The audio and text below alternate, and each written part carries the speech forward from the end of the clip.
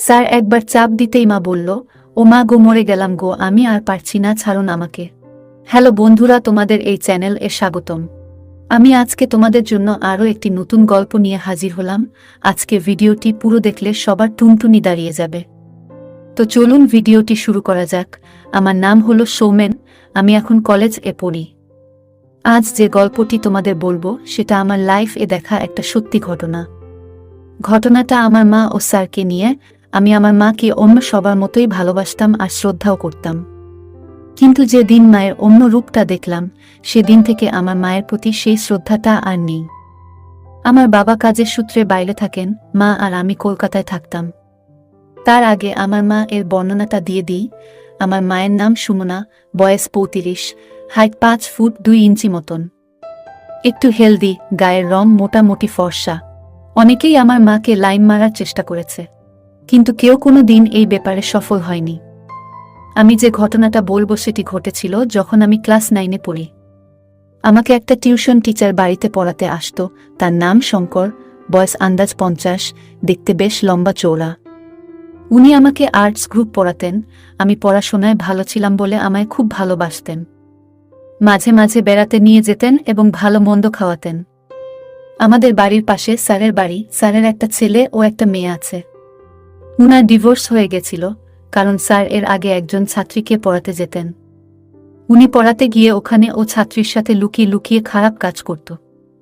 এই ওদের সম্পর্ক 6 মাস ধরে চলছিল, কেউ জানতে পারেনি।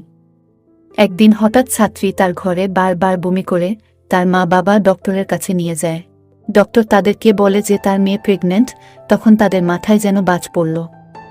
তারপর তারা বাড়ি এসে মেয়েকে জিজ্ঞেস করতে মেয়ে ভয়ে বলে দেয়। তারপর তার মা বাবা স্যারের বাড়িতে গিয়ে তাকে মারধর করে এবং 1 লক্ষ টাকা জরিমানা করে। সেই জন্য তার স্ত্রী তার উপর রেগে তার সাথে সম্পর্ক ভেঙে দেয় এবং ডিভোর্স নিয়ে নেয়। তিনি তাদের ছেলে ও মেয়েকে তার সাথে নিয়ে যায়, তাই স্যার এখন একা থাকেন। যেই সময় ঘটনাটা ঘটে তখন গরমকাল। উনি আমায় প্রতিদিন দুপুর 1টা থেকে 3টা অবধি পড়াতো। উনি আমাকে পড়িয়ে তারপর প্রতিদিন হোটেলে খেতে যেতেন। একদিন উনি হোটেলে খেতে যাবার জন্য আমাকে একটু আগে ছুটি করে দেয় এবং মাকে বলে আমি হোটেলে খেতে যাব। কিন্তু মা বলে, আবার হোটেলে যাবেন কেন, আমাদের বাড়িতেই খেয়ে নিন।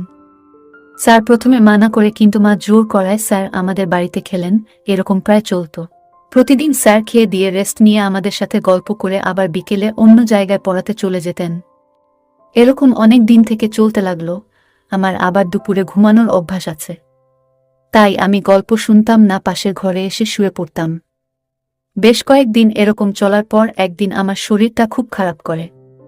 মাকে দুপুরে খেতে দেওয়ার টাইমে শরীর খারাপের ব্যাপারে বলি। মা বলল, তাহলে তাড়াতাড়ি খেয়ে শুয়ে পড়ো।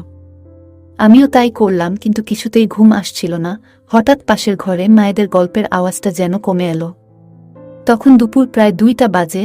আমি শুয়ে শুয়ে ভাবলাম, কি বলছে এত আস্তে, ফিস ফিস করে। মনে হলো দেখি তো কি বলছে। তারপর রুম থেকে উঠে এলাম। পর্দাটা সরিয়ে ঘরের ভেতরের দিকে তাকাতেই আমি অবাক হয়ে গেলাম। আমি আমার নিজের চোখকে বিশ্বাস করতে পারছি না। দেখলাম মা আর স্যার শুয়ে আছেন খাটে, আর কি সব বলছে। আমি আরো মন দিয়ে শুনতে লাগলাম। তারা দুজন খারাপ খারাপ কথা আলোচনা করছিল। মা হঠাৎ বলে উঠল, ব্রা এর দোকানের লোক তা খুব ফাজিল, মাকে জোর করে দোকানের খারাপ শাড়িগুলি দিয়েছে। স্যার বললেন, ভালো তো কোথায়, আমাকে ও দেখাও। মা বলল, ওইসব জিনিস কম বয়সী মেয়েদের জন্য, বিয়ের পর পর হানিমুনে গিয়ে পড়লে ভালো মানাবে। মা বলল, দোকানদার এমনিতে খারাপ শাড়ি দিয়েছে, আরও আমাকে দোকানের ভিতরে নিয়ে গিয়ে আমার সাথে খারাপ কাজ করেছে। স্যার বলল, কি করে করল? মা বলল, আমি যখন দোকানের ভিতরে চেঞ্জিং রুমে চেঞ্জ করতে গিয়েছিলাম, তখন উনি গিয়ে আমার সাথে খারাপ কাজ করল। আমি বাধা দিলেও উনি শুনল না। তারপর উনি আমার উপর খুশি হয়ে শাড়ির দাম নিল না, আরও আমাকে টাকা দিল। স্যার বলল, একবার দেখো না আমার সাথে কেমন লাগে। মা বলল, কোনো দরকার নেই। কিন্তু স্যার কিছুতেই ছাড়ার পাত্র নয়। মাকে বোঝাতে লাগলো, দেখো, এক খাবার রোজ খেতে কারোর ভালো লাগে, মাঝে মাঝে পরিবর্তন দরকার। আর দেখো না, তোমার স্বামী তো সব সময় বাইরে থাকে। তোমার ও তো জীবনের শখ আহ্লাদ আছে, তোমার ও তো চাহিদা আছে। দিয়ে স্যার বলল, দরজাটা বন্ধ করে দেই তাহলে? মা বলল, না না, দরজা বন্ধ করলে ছেলে আবার সন্দেহ করতে পারে। ওর শরীর ভালো নাই, ও আর এখন এদিকে আসবে না। তারপর স্যার আর মা মিলে খারাপ কাজ করল, কিছুক্ষণ পর স্যার বলল, আজ আর না, আবার কাল হবে। মা মুচকি হাসি দিয়ে বলল, দেখা যাবে। আমি সুযোগ বুঝে দৌড়ে গিয়ে আবার শুয়ে থাকার অভিনয় করলাম। হালকা করে চোখ খুলে দেখলাম ওরা দুজন ফ্রেশ হয়ে এলো। আরও 5 মিনিট মতন গল্প করে স্যার চলে যেতে লাগলেন, আর যাওয়ার সময় আমায় ঘুম থেকে ডেকে বলে গেলেন আমি যেন হোমওয়ার্কগুলো করে রাখি, কাল এসে চেক করবেন। তারপর থেকে এরকম মাঝে মাঝেই চলতো। প্রথম প্রথম এসব মাঝে মাঝে হতো, দিন দিন ওদের চাহিদা বাড়তে লাগলো, তাই ওরা প্রতিদিন খারাপ কাজ করা শুরু করে দেয়। আর এখন স্যার আমাকে পড়ানোর জন্য যে টাকা নিত সেই টাকা আর নেয় না। এরকম চলতে চলতে একদিন স্যার আমাদের বাসায় এবং সাথে তার একজন বন্ধুকে নিয়ে এসেছিল। ওই লোকটার সাথে মার পরিচয় করিয়ে দিল। মা ও খুশি হলো। এরপর স্যার আমাকে পড়িয়ে তাড়াতাড়ি ছেড়ে দিল। তারপর আমরা সবাই খেয়ে নিলাম। আমি প্রতিদিনের মতো শুতে চলে গেলাম। মা আর ওরা দুজন গল্প করার জন্য রুমে গেল। আমি চুপি চুপি গিয়ে পর্দার আড়াল থেকে দেখছিলাম ওরা কি করে।